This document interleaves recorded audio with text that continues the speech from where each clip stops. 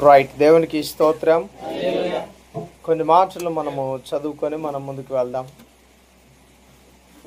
Right, రోమీలకు రాసిన పత్రిక 11వ అధ్యాయము, రోమీలకు రాసిన పత్రిక 11వ అధ్యాయము 20వ వచనాన్ని చదువుకుందాం. రైట్, చదవండి. మంచిది,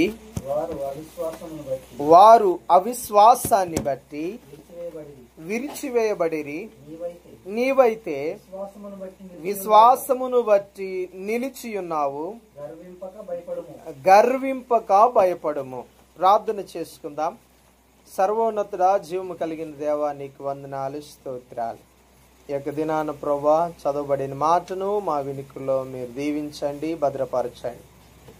వినగలిగిన చెవులను, గ్రహించగలిగిన మనస్సును మా అందరికి మీరు దయచేయండి. ముఖ్యంగా నిలబడుతున్న నేను వట్టివాడను, నీ మాటల చేత నన్ను నింపి నీవే తండ్రి ప్రతి ఒక్క హృదయాన్ని సంధింపచేయమని ప్రార్థన చేస్తూ, నీవే తండ్రి మాతో మాట్లాడి నన్ను నీ నోటి బోరుగా వాడుకోమని, ముందుకు నడిపించమని ప్రభువైన యేసుక్రీస్తు నామములో ప్రార్థించి వేడుకొనుచున్నాం పరమ తండ్రి, ఆమేన్. రైట్, మరొకసారి మనము ఈ యొక్క మాటను జాగ్రత్తగా గమనిస్తూ ఉన్నట్లయితే, చదువుతూ ఉన్నట్లయితే, ఇక్కడ చాలా విలువైన విషయాలను గుర్తు చేస్తున్నాడు.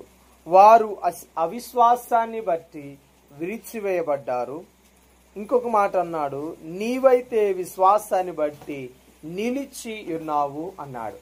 నిజానికి ఇక్కడ 3 విషయాలు కనపడుతున్నాయి. దాంట్లో మరొక విషయాన్ని మనం చూస్తే, గర్వింపక భయపడుము అన్నాడు. ఏమన్నాడండి? గర్వింపక భయపడుము. ఈ 3 విషయాలను ఈరోజు మనము ధ్యానించలేము, కానీ ఒక విషయాన్ని మాత్రం ధ్యానిద్దాం. అయితే ఈ విషయాన్ని, ఈ వచనాన్ని మాత్రం స్పష్టంగా ఒకసారి మనం అర్థం చేసుకోవడం ప్రయత్నం చేద్దాం. కొంతమంది అవిశ్వాసాన్ని బట్టి వారు విరిచివేయబడ్డారు, అంటే తొలగించబడ్డారు అని మాట్లాడుతూ ఉన్నాడు. రెండోదిగా, విశ్వాసాన్ని బట్టి, నీవైతే విశ్వాసాన్ని బట్టి నిలబడి నిలకడగా ఉన్నావు. అయితే ఈ 2 కేటగిరీస్ను మనం గమనిస్తే, వీటిలలో కూడా కొంతమంది ఎలా ఉన్నారంటే, ఇదిగో అవిశ్వాసములో నేను లేను కాబట్టి, నేను విరిచివేయబడలేదు కాబట్టి, నేను విశ్వాసాన్ని బట్టి నేను నిలబడి ఉన్నాను, నేను ఎలాంటి వాడినంటే చాలా గొప్పవాడిని అయి ఉంటాను, నేను చాలా ఎలాంటి వాడిను, భక్తిపరుని అయి ఉంటాను అని గర్వించేవారు ఉన్నారు. అందుకనే గ్రంథకర్త అపోస్తుడైన పౌలు ముందుగానే చెప్తూ ఉన్నాడు, నీ విశ్వాసాన్ని బట్టి నువ్వు గర్వించవద్దు, లేకపోతే నీవు కలిగి ఉన్న స్థితిని బట్టి నువ్వు గర్వించవద్దు. నీకు ఇదిగో ఎంత వాక్యం తెలుసో, ఇదిగో ఇంత వాక్యం తెలుసని నువ్వు గర్వించవద్దు. చక్కగా పాటలు పాడగలనండి, అందరికంటే మధురంగా పాడగలను అని కూడా నువ్వు గర్వించవద్దు. ఇక్కడ మనం గమనిస్తూ ఉన్నట్లయితే గర్వము కనపడుతుంది. దేంట్లో కనపడుతుంది గర్వము? విశ్వాసములో నిలకడగా ఉన్న వారిలో కూడా కనపడుతుందంట గర్వం. అందుకనే ముందుగానే తెలియపరుస్తున్నాడు. ఏమని మాట్లాడుతున్నాడంటే, ఇదిగో విశ్వాసాన్ని బట్టి నేను నిలకడగా ఉన్నాను కదా అని నీవు ఎంత మాత్రం నువ్వు గర్వించవద్దు.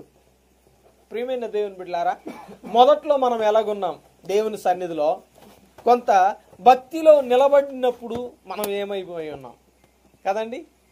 ఎంత గర్వపడుతున్నామో ఏమండి, ఎంత గర్విస్తామో.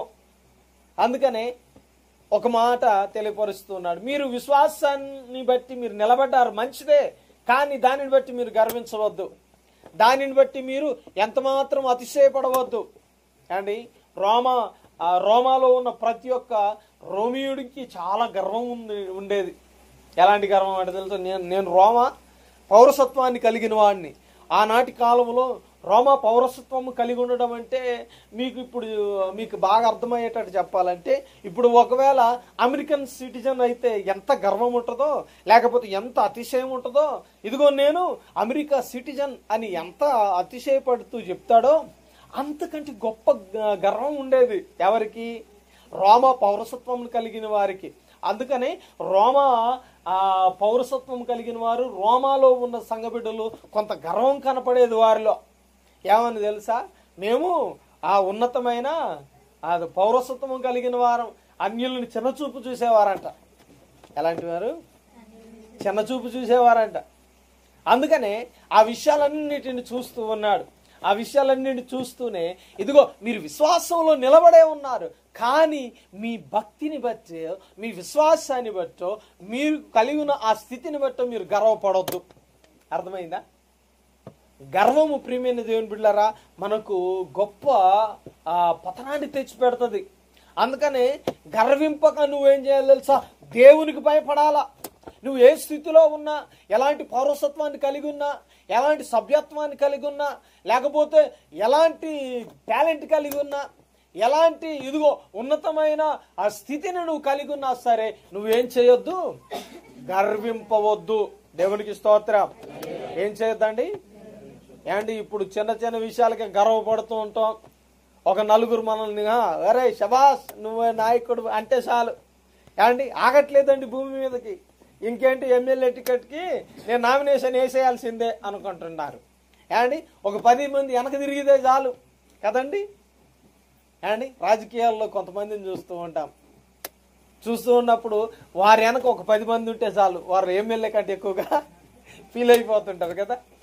అండ్ కొన్నిసార్లు ఆలోచన చేస్తున్నట్లయితే పక్కోని లెక్క చేయడం, ఏమండి లెక్క చేయడం గర్వం వచ్చేస్తుంది. అందుకని దేవుడు ఒక ఉన్నతమైన విషయాన్ని మాట్లాడుతూ ఉన్నాడు. ఎలాంటి స్థితి నీకు కలిగి ఉన్నా అది దేవుడు ఇచ్చిందే తప్ప నీ సొంతంగా నీ బలాన్ని బట్టో, ఇదిగో నీకున్న టాలెంట్ బట్టే వచ్చింది కాదు, దేవుని బట్టే వచ్చింది. కాబట్టి నువ్వు గర్వింపక, ఇదిగో విశ్వాసంలో ఇదిగో నేను టాలెంట్ కలిగిన వాడిని, నిలబడి ఉన్నాను కాబట్టి అని గర్విస్తూ ఉన్నారు. అందుకని వారిని బట్టి ఇదిగో అపోస్తలుడైన పౌలు చాలా చక్కనైన మాట మాట్లాడుతున్నాడు. గర్వించక భయపడుము నువ్వు. దేవునికి స్తోత్రం. నీకు స్థితి వచ్చిందా? నీకు ఉన్నతమైన దేవుడి స్థితినిచ్చాడా? ఉన్నతమైన ఆశీర్వాదాన్ని ఇచ్చాడా? ఉన్నతమైన ఆ దీవెనలు ఇస్తూ ఉన్నాడా? నీ స్థితిని పెంచుతూ ఉన్నాడా? నీ యొక్క సరిహద్దులు విశాలపరుస్తున్నాడా? అయితే నువ్వు మరింతగా దేవునికి ఏం చేయాలి తెలుసా? ఇదిగో భయపడుతూ, విధేయత చూపుతూ, ఇదిగో కృతజ్ఞత కలిగి నువ్వు ముందుకు నడవాల. దేవునికి స్తోత్రం. గర్వము రానివ్వకూడదు, అతిశయం రానివ్వకూడదు. అర్థమవుతుందా? నన్ను చేసేవాడు ఇంకా ఎవడేం చేయగలడు అనే గర్వం మన జీవితంలోనికి రాకూడదు. అందుకని ప్రియమైన దేవుని బిడ్డలారా ఇక్కడ మరొక విషయాన్ని గుర్తు చేస్తున్నాడు. చూడండి, మీరు గర్వించక భయపడువు అని తెలియపరుస్తూ ఒక విషయాన్ని గుర్తు చేస్తున్నాడు. చూడండి, సమూయేలు మొదటి గ్రంథము 2వ అధ్యాయము 3వ వచనాన్ని చదువుకుందాం. 2వ అధ్యాయం 3వ వచనము. 2వ అధ్యాయం మొదటి సమూయేలు గ్రంథము 2వ అధ్యాయము 3వ వచనాన్ని చదువుకుందాం. రైట్. సమూయేలు మొదటి గ్రంథము 2వ అధ్యాయం 3వ వచనం. యెహోవా అనంతి జ్ఞానియగు దేవుడు, ఆయనే క్రియలను పరీక్షించువాడు. ఇకను అంత గర్వముగా మాటలాడకుడి, గర్వపు మాటలు మీ నోట రానివ్వకుడి. దేవునికి స్తోత్రం. ఏమంటున్నాడండి ఇక్కడ? గర్వపు మాటలు. ఇంకొక మాట దానిపైన ఏమంటున్నాడు తెలుసా? ఇకను అంత గర్వముగా మాటలాడుకుడి. ఇదిగో ఆయన గర్వపు మాటలను మీ నోట రానివద్దు అని మాట్లాడుతున్నాడు. ఏంటి అర్థమవుతుందా? విశ్వాసాన్ని బట్టో అవిశ్వాసాన్ని బట్టో దేనిని బట్టి అయినా సరే మనలో గర్వం ఎంత మాత్రము ఉండకూడదు. మనకు కలిగిన స్థితిని బట్టో, ఆశీర్వాదాన్ని బట్టో, మనకు కలిగిన ఆస్తిని బట్టో, పలుకుబడిని బట్టో, మనకు కలిగిన ఆ యొక్క ఉన్నతమైన ఆ యొక్క ఏమంటారు దాన్ని స్థితి పెరుగుతున్న కొన్నిసార్లు మన జీవితంలో మాటల్లో గర్వం కనపడుతూ ఉంటుందండి. సర్లే చూతపా అంటారు కదండి. ఒకప్పుడు వస్తే చాలు ఏండే కూర్చోండి అని మర్యాదగా మాట్లాడేవాడు. తన స్థితి మారిన కొలది ఏమంటారు తెలుసా? కూర్చొని లేవడం కదండి. నర్లగూరులో కూర్చొని లేవడు, గర్వం వచ్చేస్తుంది. ప్రియమైన దేవుని బిడ్డలారా, ఈరోజు మన యొక్క ఆత్మీయ స్థితిలో మనం ఎలాగుండాలంటే మన మన మన జీవితంలో గర్వము రానివ్వకూడదు. అందుకనే ఏమంటారు తెలుసా? ఇక మీరు గర్వంగా మాట్లాడవద్దు, ఏమంటున్నాడు? గర్వపు మాటలు మీ నోట రానివ్వకుడి అంటున్నాడు. దేవునికి స్తోత్రం. నీవు ఒకవేళ దేవుని బట్టే నీవు ఆశీర్వదించబడుతున్నావనే సత్యాన్ని నువ్వు గుర్తెరగాలి. కాబట్టి మన జీవితంలో ఎక్కడ కూడా గర్వాన్ని రానివ్వకూడదు. అవిశ్వాసాన్ని బట్టే కానీ విశ్వాసాన్ని బట్టే కానీ మనం కొన్నిసార్లు అవిశ్వాసంలో పడిపోయారు కదా అని వారిని బట్టి నేనే గొప్ప అనుకునే స్థితిలో కొంతసార్లు పడిపోతున్నాం. అందుకని ఈ విషయాన్ని మరలా తెలియపరుస్తున్నాడు. ఏమని మాట్లాడుతున్నాడు అంటే, మీరు గర్వపు మాటలు మీ నోట రానివ్వవద్దు. దేవునికి స్తోత్రం. కాబట్టి గర్వము మన జీవితంలోనికి వస్తే, గర్వపు ఆ స్వభావం మన జీవితంలో వస్తే, ప్రియమైన దేవుని బిడ్డలారా, ఏం జరుగుద్దో ఒకసారి మనం పరిశీలన చేద్దాం. ఎందుకంటే ఈ లోకంలో మనకు చాలా అవసరమైన మాటలండి, చాలా అవసరమైనది ఇది. అందుకని లోకం ఎందుకు తెలుసా? టెక్నాలజీ పెరిగిపోతుంది, మన స్థితిగతులు మారిపోతూ ఉన్నాయి కదండి. స్టడీస్ని బట్టి కొంత గర్వపడుతూ ఉంటారు. కాబట్టి ఇలాంటి గతులన్నీ మారిపోతున్నాయి కదండి. ఇప్పుడున్నది ఎలాంటి పరిస్థితులు అండి? ఆ టెక్నాలజీతో మనము బ్రతకవలసిన పరిస్థితి. కాబట్టి అలాంటి దాన్ని బట్టి టెక్నాలజీ ఉన్నోడు చాలా గర్వపడుతూ ఉంటాడు. కాబట్టి ఆ టెక్నాలజీని బట్టో దేనిని బట్టో మనం గర్వపడడానికి వీల్లేదు. అందుకని గర్వపడితే, గర్వం మన జీవితంలోనికి వస్తే ఏం జరుగుతుందో కొన్ని విషయాలను చూసి మనం ముగించుకోవడానికి ప్రయత్నం చేద్దాం. చూడండి, మొట్టమొదటిగా సామెతల గ్రంథము 13వ అధ్యాయము చాలా చక్కని విషయాలు తెలియపరుస్తాడు ఇక్కడ. చూడండి, సామెతల గ్రంథము 13వ అధ్యాయము 10వ వచనాన్ని చదువుకుందాం. గర్వము వలన జగడమే పుట్టును, ఆలోచన వినువానికి జ్ఞానము కలుగును. చూడండి, మొట్టమొదటి మాట, గర్వంగా మన జీవితంలో ఉన్నట్లయితే, గర్వము మన జీవితంలో ఎక్కడైనా ప్రవేశించినట్లయితే, దానిని మన జీవితంలో నుండి తొలగించుకోకపోతే, ఇదిగో చూడండి ఏమంటున్నాడో చూడండి, గర్వము వలన జగడమే పుట్టును. ఏం పుడుతుందంట? ఎవరితో జగడం పుడుతుందండి? లోకముతో జగడం, తోటివారితో జగడం. ఇంకొక మాట చెప్పాలంటే దేవునితో కూడా జగడమే మనకు. ఎందుకో తెలుసా? ప్రియమైన దేవుని బిడ్డలారా, మన జీవితంలో జగడము దేవునికి ఇష్టమైనది కాదు. మన జీవితంలో మనము ఆత్మ సంబంధమైన వారము, మనము ఇంకొక మాట చెప్పాలంటే పరిశుద్ధుల సావాసము కలిగిన వారము. కాబట్టి మన జీవితంలో ఏముండాలండి? జగడం ఉండాలా? ఏమండి, ఒకవేళ మన ఇంట్లో ఎప్పుడు జగడం ఉంటే ఏమంటారు చెప్పాలా? ఏమండి, ఓరి నాయను, వీళ్ళు పాడేవి మాత్రం పరిశుద్ధ పాటలు, వినేది మాత్రం పరిశుద్ధమైన వాక్యం, ఇదిగో చదివేది పరిశుద్ధ మాటలు, కానీ వీరి జీవితంలో, వీరి కుటుంబంలో ఏముంది? జగడమే. రోజు ఏంటి? రోజు గోలే. ఏంటిది? రోజు కదండి. కొన్ని కుటుంబాల్లో చూస్తే రోజు గోలే. మా ఇంటి ముందు, సత్తుపల్లిలో ఇంటి ముందే పాపం ఆ తల్లికి నరక యాతనే. రోజు ఎంత చెప్తాం, ఆయనకి చెప్పేటోడు లేక రోజు జగడమే. ఆమె జీవితంలో పాపం సుఖపడిందే లేదు, ఎప్పుడు చూసినా జగడమే. ఆ ప్రశాంతత లేదు, నెమ్మది లేదు. ఏమండి, ఎంత వైరమో, ఏమండి, ఎంత గందరగోళమో. వింటున్నప్పుడు మాకే అనిపిస్తుంది, ఏమని తెలుసా, అమ్మో ప్రశాంతత లేదు. ఏమండి, పక్కన వినేవాడికే నిద్ర పట్టట్లేదంటే ఇంట్లో వాళ్ళు ప్రశాంతంగా ఉంటారా? ఎప్పుడు వస్తాడో, ఏ గొడవ పెడతాడో, ఏ జగడం మోసుకొని వస్తాడో కదండి. అందుకని మన జీవితంలో జగడము దేవుడు కోరుకోవట్లేదు. అది ఎప్పుడు వస్తుందో తెలుసా? గర్వం. ఆయన ఏమంటారు తెలుసా? నా మాటే వినాలా. ఎవరి మాట వినాలా? నా మాట వినాలా, నేనే నెగ్గాల. అర్థమైందా? ఏం చేసినా ఇంటిని నాశనం చేస్తాడు, అయినా సరే నా మాటే నెగ్గాల. ఇంటిని అప్పుల పాలు చేస్తాడు, అయినా నా మాట వినాలా. తాగుబోతులుగా చేసేస్తాడు ఇంటిని అంతటిని, అయినా నా మాట వినాలా. ఏమండి, ఇంటిలో ప్రశాంతత ఉన్నాడు, అయినా నా మాటే వినాలా కదండి. కొంతమంది ఇలా లేరా? జగడంతో నింపబడి గర్వం కలిగి, ఏమండి, పైసా పని చేయడు కానీ వీడి మాటే నెగ్గాల. ఏమండి, తెచ్చిపెట్టేది ఎవరు? చెప్పండి. భార్య తెచ్చి పెడుతుంది, వీడు మాత్రం ఇంట్లో కూర్చొని పెత్తనానికి మాత్రం ముందుంటాడు కదండి. పైసా పనికిరాడు కానీ పెత్తనానికి ఉండి ఉంటాడు. దేవుడు కోరుకునేది ఎలాంటిదో తెలుసా? జగడం కాదు. జగడం ఎప్పుడు వస్తుంది? గర్వం మన జీవితంలో ఉంటే వస్తుంది. ఆ గర్వం రానివ్వకూడదు, భార్యలో కానీ భర్తలో కానీ. ఏమండి?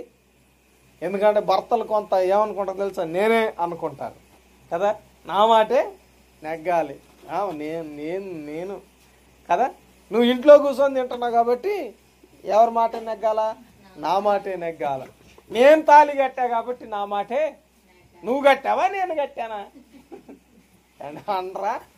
తాళి ఎవరు కట్టారు? నేను కట్టాను, నువ్వు కట్టావా? ఏంటి? గర్వం కదండి. ఇది కూడా రానివ్వకూడదు. ఏమండి? ఒక సహోదరుడు ఇలాగే ఈ గోల పోయేటట్లేదు అయ్యగారు. ఏమండి? ఖచ్చితంగా వాళ్ళిద్దరిని సమానం, వాళ్ళని ఈక్వల్ చేయాలి, వాళ్ళని ఒక తాటి మీదకి తీసుకురావాలి. ఆయన చూస్తే భయపడుతుంది, ఏం చూస్తేనే అటు కాకుండా మాట్లాడుతుంది. అంటే నేనేం చెప్పానంటే ఒక మాట, ఏం ధైర్యంగా ఉంది కదా, అయితే ఆయనకి వెళ్ళి తాళి కట్టేయమని అని చెప్పాను. ఆయన ఎట్టా తాళి కట్టడానికి రావట్లేదు, భయపడుతుండు కదా, ఏమనే కట్టేయమను. ఏమండి? అంతేనా? ఈరోజు కొన్నిసార్లు అలాగే ఉంటుంది పరిస్థితి. ఏమే గర్వంగా మాట్లాడుతుంది. ఈరోజు మన ఆత్మీయ జీవితంలో ఎలా ఉన్నామో తెలుసా? గర్వపడుతున్నాం. ప్రతి చిన్న విషయంలో ఏదైనా ఉంటే చాలు, స్పెషల్ క్వాలిటీ ఉంటే చాలు, అబ్బో మనకంటే గొప్పోళ్ళు లేరు అనుకుంటూ ఉన్నాం. ఆ గర్వము ద్వారా జగడం వస్తుంది. ఎక్కడ? సమాజంలో జగడమే. ఏమండి? కుటుంబంలో జగడమే. అది దేవునికి ఇష్టమైనది కాదు. కోరుకునేది దేవుడు ఏంటో తెలుసా? ఒక నెమ్మది కోరుకుంటూ ఉన్నాడు దేవుడు. నెమ్మది కలిగి జీవించాలన్నది ఆయన ఉద్దేశం. కనుకనే మన జీవితంలో గర్వం రానివ్వకూడదండి. గర్వం మన లోపల ప్రవేశించడానికి వీల్లేదండి. మన కుటుంబం లోపలికి ప్రవేశించడానికి వీల్లేదు. మన యొక్క సంఘము లోపలికి ప్రవేశించడానికి వీల్లేదు. మనం ఎక్కడ పెట్టాలో తెలుసా? దాన్ని బయటది పెట్టాలి. దాన్ని మన కుటుంబంలోనికి రాకుండా తరిమి కొట్టాలి. దాన్ని గర్వము రానివ్వకూడదు. కొన్నిసార్లు అనుకుంటాం, అమ్మో తగ్గితే ఎట్టండి, అబ్బో మనం తగ్గితే నెగ్గలేమండి అనుకుంటారు కదా. తగ్గితే నెగ్గలేమనుకుంటారు, కానీ తగ్గినప్పుడే గొప్ప విజయాన్ని దేవుడు ఇస్తాడు. దేవునికి స్తోత్రం. ఏమండి? గర్వపడిన వారి జీవితాన్ని మనం చూసాం. ఏమండి? గర్వపడుతూ ఉన్నాడు ఒకరు కదండి. దేవుడే అతని ద్వారా అతనికి దేవుడే విజయాన్ని ఇస్తూ ఉన్నాడట. ఏమండి? రాజుల గ్రంథంలో ఒక సైన్యాధిపతి ఉన్నాడు. అన్యుడే, దేవుని ఎరగని వాడే, కానీ యెహోవాయే అతనికి గొప్ప విజయాలు ఇస్తూ వచ్చాడంట. అతని గర్వాన్ని బట్టి ఏం జరిగిందో తెలుసా? అతనికి కుష్టి రోగం వచ్చింది. ఏమండి? ఏం చేశాడండి? కుష్టి రోగాన్ని తెచ్చాడు. గర్వపడితే జరిగిన సంఘటన ఏంటో తెలుసా? కుష్టి వచ్చి పడింది.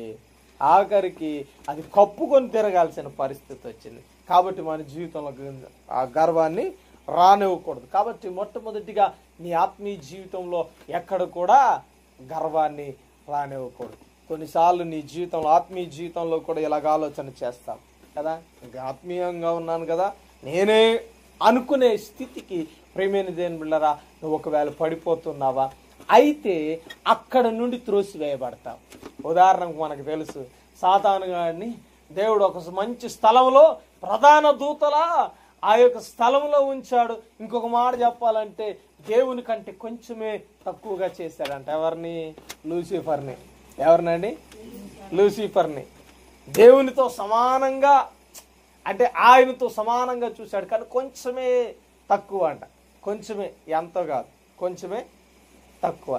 అప్పుడు అనుకున్నాడు అంట లోపం, నిజమే కదా, దేవుని కంటే నేనేం తక్కువ, ఆ సీట్లో కూర్చుంటే నేను కూడా ఆయన అంతటో అయిపోతాను అనుకున్నాడట. జస్ట్ అంతే, అంటే నేనేం తక్కువ అనుకున్నాడంట.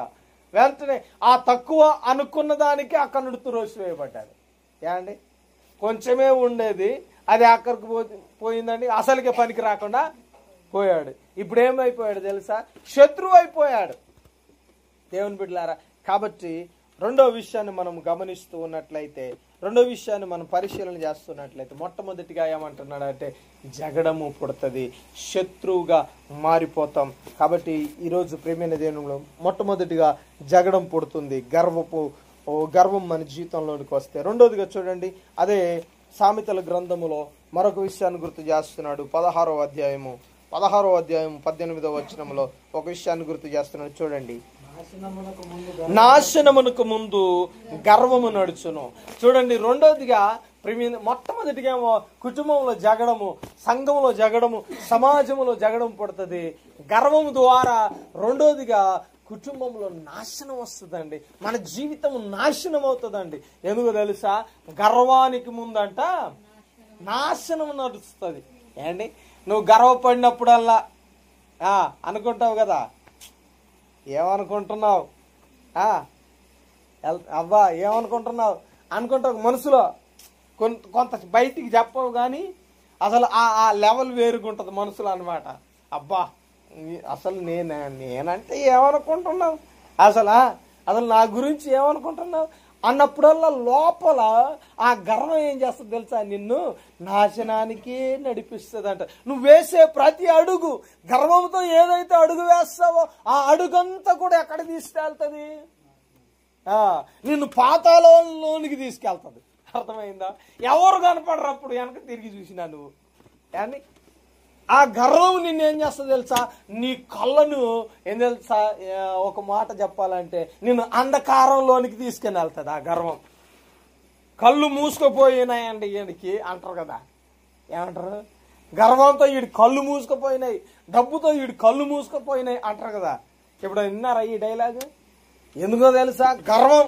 కొన్నిసార్లు డబ్బు మన గర్వాన్ని తెచ్చి పెడుతుంది, కొన్నిసార్లు ఇదిగో మన ఆస్తిపాస్తులు మన గర్వాన్ని తెచ్చి పెడుతుంది. ఇక్కడ చూస్తే రోమిలకు రాసిన పత్రికలు చూస్తే ఆత్మీయత కూడా కొంతమంది గర్వాన్ని తెచ్చి పెడతా. మేమేం తక్కువ విశ్వాసంలో, మాకు మించిన వాళ్ళు ఎవరున్నారు ఏమండి అనుకున్న వాళ్ళు ఉన్నారా? ఎందుకు లేరు? కొత్తగా ఎవడన్నా వస్తే నేను చేసినట్టు చేస్తావు, నువ్వు ప్రార్థన నేను పాడినట్టు పాడతావా, నేను వాక్యం చదివినట్టు చదువుతావా, నేను అయ్యగారి కంటే ఎక్కువ వాక్యం చెప్తాడు తెలుసా అంటాడు. ఉన్నారా ఇలాంటి వారు? అంటే ఉన్నారు. అందుకని ఆత్మీయతలో కూడా మీరు గర్వపడొద్దురా నాయన. ఎక్కడ నిలబడ్డారో అక్కడ మీరు ఎలాగుండాలంటే గర్వపడక భయముతో నడవండి అన్నాడు. దేవునికి స్తోత్రం. రెండో విషయం, గర్వం మనం ఖచ్చితంగా నాశనానికి తీసుకెళ్తాం. ఏ విషయంలో కూడా గర్వపడొద్దండో. సమాజంలో మనం బ్రతుకుతున్నామంటే సమాజాన్ని మనం చూసి వీడికి ఎంత గర్వం రా, వీడికి ఎంత కండకావరం రా అనొద్దు. అన్నదా పుసుక్కున నువ్వు ఎక్కడికి వెళ్తున్నావు చెప్పాలా? నాశనానికి వెళ్తున్నావు. ఏముందో తెలుసా? నీ కుటుంబంలో జగడం ఉంది కనుకనే నీవు నేను గర్వపడడానికి వీల్లేదు ఏ మాత్రం. ఎందుకో తెలుసా? ఈ కలిగి ఉన్నాయన్నీ ఎవరి ఎవరిచ్చారు మనకి? ఏమండి మన టాలెంటా? బాగుందా? మన టాలెంట్ అయితే ఎప్పుడు పుట్టినప్పటి నుండి మన టాలెంట్ ఏదో చూపెట్టి అప్పుడే ఇక్కడ దాకా వచ్చేటోళ్ళమా దేవునితో? ఏమండి మన టాలెంట్ ఏం లేదండి, మన బలం ఏం లేదు, మన బలగం ఏం లేదు. ఎందుకో తెలుసా? నీకు తెలుసు ఆ స్థితి మొదట్లో ఎలాగున్నావో. ఏమండి నీ టాలెంట్ని బట్టి నువ్వు తాగుడే మానేయలేకపోతున్నావు, నీ దురలవాట్లే విడిచిపెట్టలేకపోతున్నావు, అండ్ నీ మాట తీరే మార్చుకోలేకపోతున్నావు. ఇంకా నిన్ను బట్టి నువ్వు ఏదో గొప్పోడు అనిపించుకోగలవా? లేదు. ఆ టాలెంట్ అనేది దేవుడు ఆశీర్వదిస్తేనే నువ్వు ఈరోజు ఏమయ్యావు తెలుసా? ఉన్నతమైన స్థితిలో ఉన్నావు. కాబట్టి ఆత్మీయతలో కూడా నువ్వు గర్వపడడానికి లేదు. దేవునికి ఒకటే మాట, భయపడాలి మనం. దేవునికి స్తోత్రం. ప్రభువా నీవు లేకపోతే ఎలా ఇదంతా నాకు వచ్చేదా? ఇదంతా నేను పొందుకునేవాడినా? ఈ ఆశీర్వాదం నాకు ఎంత మాత్రం కాదయ్యా. నాలో గర్వం ఉంటే కాదయ్యా, నాలో ఇదిగో ఒకవేళ నీకు వ్యతిరేకమైన క్రియలు ఉంటే కాదయ్యా అని నువ్వు భయపడగలిగితే దేవుడు ఖచ్చితంగా నేనేం చేస్తాడు తెలుసా? ఆశీర్వదిస్తాడు. దేవునికి స్తోత్రం. గర్వపడితే కాదండి, గర్వపడితే నాశనానికి దిగిపోతావంట. గర్వపడితే పతనానికి తోలుకెళ్తుందట. అది ఏం చేస్తుంది తెలుసా? ఇదిగో అడుగంటి పోతామంట నాశనంలోనికి. కాబట్టి ఇదిగో నాశనమునకు ముందు ఏం చేస్తుందంట? గర్వము నడుస్తుందంట. అంటే చూడండి, గర్వం ఉన్నోడు ఏం చేస్తుంది తెలుసా? గర్వం ఏ దారి చూపెడుతుందంట? నశించిపోయే దారి చూపెడుతుందంట. అందుకని అన్నాడు నాశనమునకు ముందు గర్వము నడుచును. అంటే నాశనం ఉందంటే అక్కడ ఖచ్చితంగా ఏముండి ఉంటుంది? గర్వం ఉండి ఉంటుంది. అర్థమైందా? ఈరోజు నాశనం అవుతావు అని ఒకవేళ అంటే నీ గర్వం ఉందే కాబట్టి ఆ గర్వం అణిగేలాగా నిన్ను శాప్తడని శాపం పెడుతుంది. కదండి. కొంతమంది పెడుతుంటారు కదా, నీ గర్వమే నిన్ను అనిచిది చూడు, ఏదైతే గర్వపడుతున్నావు అది వాది చూడు, అప్పుడు తెలుస్తుంది, అప్పుడు గర్వపడతావు చూ కదా. ఈరోజు మన జీవితాల్లో అందుకనే గర్వాన్ని మన ఎంత మాత్రం రానివ్వకూడదు, ఏ విషయంలో కూడా రానివ్వకూడదు. మరి ఆత్మీయులుగా మన జీవితంలో ఎక్కడ కూడా రానివ్వకూడదు. అర్థమవుతుందా? ఎందుకని తెలుసా, ఒక మాట చదివాం, ఏమంటే తెలుసా, దేవుడు ఎవరంట, అనంత జ్ఞాని. ఎవరంట దేవుడు? అనంత జ్ఞాని అంటే ప్రతి దాన్ని చూస్తున్నాడు, సమస్తాన్ని ఎరిగినవాడు, సమస్తాన్ని గమనిస్తున్నవాడు, సమస్తాన్ని అబ్జర్వ్ చేస్తూ నిన్ను ఎలా నడిపించాలో ఆయనకు తెలిసినవాడు. కానీ ఆయనను దాచి నువ్వు వెళ్తున్నావు కాబట్టి గర్వపడడానికి ఎంత మాత్రము వీల్లేదు. చివరిగా ఈ మాట చెప్పి ముగిస్తాను, చూడండి. ఒక మాట ఆమోసు గ్రంథము మరొక విషయాన్ని గుర్తు చేస్తున్నాడు. మొట్టమొదటిగా ఇదిగో గర్వము జగడమును పుట్టిస్తుందంట. రెండోదిగా ప్రియమైన దేవుని బిడ్డలారా నాశనమును కలగజేస్తుందంట. చూడండి, మూడోదిగా ఆమోసు గ్రంథము 6వ అధ్యాయం 7వ వచనాన్ని చదువుకుందాం. మరొక విషయాన్ని గుర్తు చేస్తూ ఉన్నాడు. 6వ అధ్యాయం 7వ వచనము. కాబట్టి చెరలోనికి ముందుగా పోవు వారితో కూడా మీరు చెరలోనికి పోవుదురు, అప్పుడు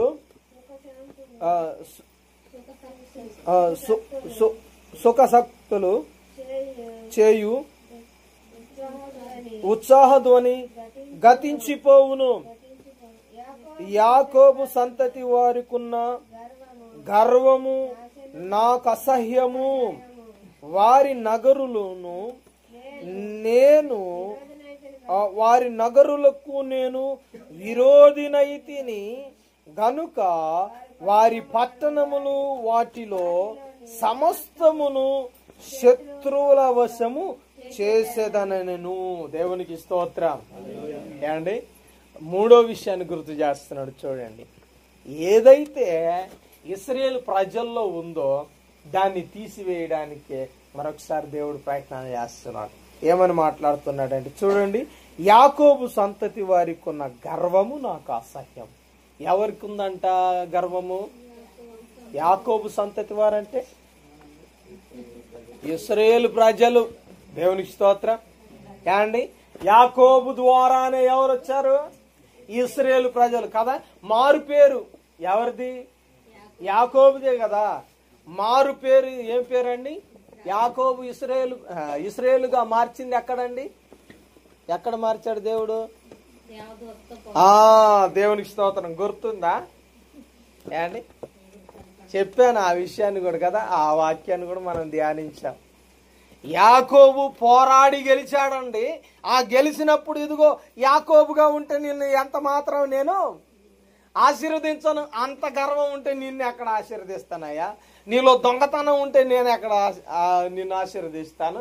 నీలో ఎంత లోక సంబంధమైన ఉంటే నేను ఎక్కడ ఆశీర్వదిస్తాను? ఓ పని చేయి, నీకు పేరు మారితే తప్ప పని అవ్వదు అన్నాడు.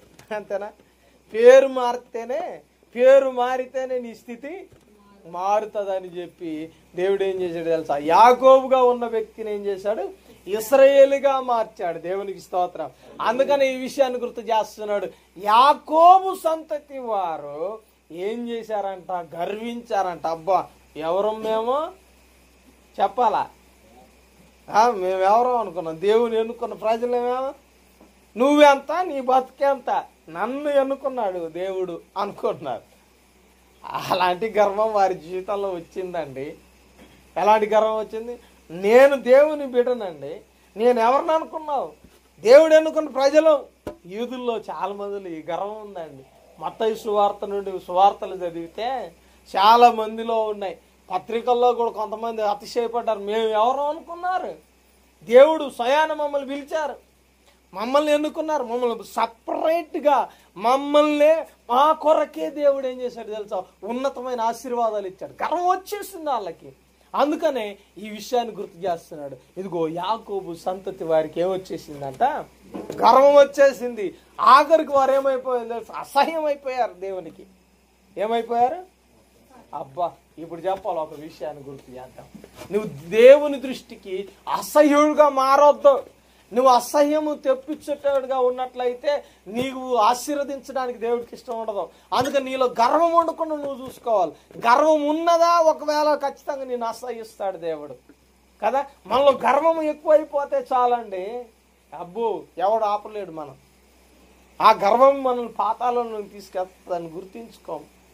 కాబట్టి నాశనం అయిపోయినప్పుడు ఏమంటుంది తెలుసా, అయ్యో అదే అన్నమాట ఆ రోజు నన్ను పతనం చేసింది అని వెనక తిరిగి చూస్తాం. కానీ ఈరోజు యాకోబు సంతతి వారు అసహ్యంగా మార్చబడ్డారు. కారణం ఏంటో తెలుసా, గర్వపడ్డారంట. ఏమయ్యారు? గర్వపడ్డారు. చూడండి, 3వ విషయాన్ని గుర్తు చేస్తూ ఉన్నాడు ఇక్కడ. గర్వపడ్డారు, అందుకని అసహ్యులుగా మారారు. చూడండి, వారి నగరులకు నేను విరోధినైతిని గనుక. దేవునికి స్తోత్రం. ఏమని మాట్లాడుతున్నాడంటే, ఇదిగో మీరు గర్వపడవద్దు. మీరు గర్వపడితే ఏమైపోతారు? పతనం అయిపోతారు. ఇక్కడ ఒక మాట అన్నాడు, ఇంకొక విషయాన్ని గుర్తు చేస్తాడు. 3వ విషయాన్ని గుర్తు చేస్తున్నాడు. గర్వపడ్డారు గనకనే వారు దేవునికి విరోధులయ్యారండి. ఏమైపోయారు? ఏమన్నాడు? నేను విరోధినైతిని. ఎవరికి? యాకోబు సంతతి వారికి, గర్వపడిన వారికి. ఏమండి, గర్వపడిన సంతానంలో మనం ఉన్నామేమో. ఏ విషయంలోనైనా చూడండి కదా, ఏ విషయంలోనైనా కూడా ఒకటి ఇదే అని కాదు, ప్రతి విషయంలో.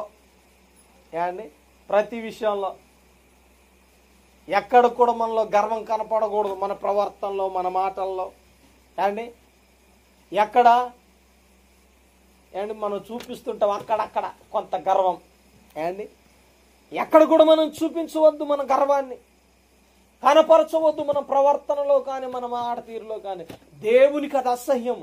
దేవునికి అది ఎంత అసహ్యం అంటే చీచి నిన్ను శత్రువునిగా చేసేస్తుంది. నిన్నేం చేస్తుంది తెలుసా? దేవునికి దూరం చేసేస్తుంది. కనుకని మన జీవితంలో మనం గుర్తించుకోవాల్సింది ఏంటో తెలుసా, ఎక్కడ ఎలాంటి పరిస్థితుల్లో మనము గర్వపడదు. కొంతమంది కూర్చునే దాంట్లోనే కనిపిస్తుంది వారి ముఖంలో గర్వం. కూర్చున్నప్పుడు కనపడిపోద్ది, మాటల్లో కనపడిపోద్ది వాడి గర్వం. ఏమండి, మాట్లాడుతుంటే అబ్బా అన్నీ నాకే తెలుసు అన్నట్లుగా మాట్లాడుతూ ఉంటాడు. ఏమండి, మాట్లాడేటప్పుడు అబ్బా నీకేం తెలియదురా, అంత నాకే తెలుసు. ఏమండి, ఈ సెక్షన్ తెలుసా నీకు, ఆ సెక్షన్ తెలుసా నీకు అంటూ వాడి గర్వాన్ని చూపెడుతూ ఉంటాడు. ఏమండి, ఒకడు ఎట్టా అంటున్నాడంట, ఏమో తెలుసా నీకు, అది తెలుసా, ఇది తెలుసా అన్నాడంట. ఏమండి, ఎక్కడ? ఏమండి, సముద్రం మధ్యలో ఉన్నప్పుడు ఏమన్నాడు తెలుసా, నీకు ఇదిగో ఈ శాస్త్రం తెలుసా, ఆ శాస్త్రం తెలుసా. ఏమండి, ఇదిగో నేను సైన్స్లో ఇంత గొప్పవాడిని, ఇదిగో దీంట్లో అంత గొప్పవాడిని అన్నాడంట. అయితే నీకు ఈత శాస్త్రం తెలుసా అన్నాడంట. కానీ బోటు నడిపేటోడు నీకు ఈత శాస్త్రం తెలుసా అన్నాడంట. అదా ఈత శాస్త్రం నాకు తెలియదే అన్నాడంట. కనుకనే ఇది ఒకవేళ ఇక్కడ బోటు మునిగిపోయింది అనుకో నేను ఎదుర్కొంటానా, ఏ మూలకో చేరుతా, మరి నీ పరిస్థితి ఏంటి అన్నాడంట. కాబట్టి అక్కడ పడితే అక్కడ నీ గర్వాన్ని ఉపయోగించొద్దు అన్నాడంట. అర్థమైంది? కాబట్టి కొన్నిసార్లు అందుకని డంబాలకు పోతుంట, కావాలని మన టాలెంట్ ఏదో నిరూపించుకోవడానికి ప్రయత్నం చేస్తుంటాం. ఏమండి, అలాంటప్పుడే బొక్క బోర్లు పడుతూ ఉంటాం. ఏమండి, అలాంటప్పుడే బొక్క బోర్లు పడుతూ ఉంటాం. గర్వం అట్టే చేస్తుంది, మనల్ని ఏం చేస్తుంది? నాశనం చేస్తుంది పోయి. కాబట్టి ఆ నాశనం గుండా మనం వెళ్ళొద్దు. ఏమండి, దేవుని ముందు వచ్చి మనము ఏదో అంటారు కదా, పిల్లి మొగ్గలేస్తే కుదరదండి. కాబట్టి దేవునికి మనల్ని మనం సమర్పించుకోవడం మనం నేర్చుకోవాలి. దేవునికి మనమేంటో మనము ఒక మాట అన్నాడు తెలుసా, మీరేంటో మీరు ఖాళీగా దేవునికి కావాలి. ఖాళీగా అంటే మన లోక సంబంధమైనది ఏది మన జీవితంలో ఉండకూడదు. ఖాళీగా ఉండాలి. ప్రభువా నేనేమై ఉన్నా నీవే, కాబట్టి నేనే నాలో ఏమి కూడా నా టాలెంట్ కానీ నా శక్తి కానీ లేదు, నాకు కలిగినది ఏది కూడా ఇదిగో నీ ముందర సరిరాదు అని మనం ఒప్పుకోగలిగితే దేవుడు ఏం చేస్తాడు తెలుసా, ఇదిగో మనల్ని ఆశీర్వదిస్తాడు. దేవునికి స్తోత్రం. అందుకని అంటూ ఉన్నాడు ఒక మాట ముందుగానే, మీ నోట గర్వపు మాటలు రానివ్వకుడి. హల్లెలూయా. మన నోట గర్వపు మాటలు రానివ్వద్దంట. దేవునికి అసహ్యకరమైన బ్రతుకు మన జీవితంలో ఉండకూడదు. అర్థమవుతుందా? కాబట్టి మన కుటుంబాలలో ప్రియమైన దేవుని బిడ్డలారా, ఇదిగో మనము ఒక ఉన్నతమైన దీవెన పొందడానికి, మన ఆత్మీయ జీవితాన్ని ముందుకు నడపడానికి ప్రియమైన దేవుని బిడ్డలారా, మనం ఈరోజు గర్వాన్ని మన జీవితంలో నుండి తొలగించుకుందాం. అట్టి దీవెన మనందరి జీవితంలో, ప్రత్యేకంగా మన కుటుంబాలలో అట్టి దీవెన, అట్టి కృప ఉండును గాక. ఆమేన్. ఈ పరిశుద్ధ మాటలు దేవుడు దీవించును గాక.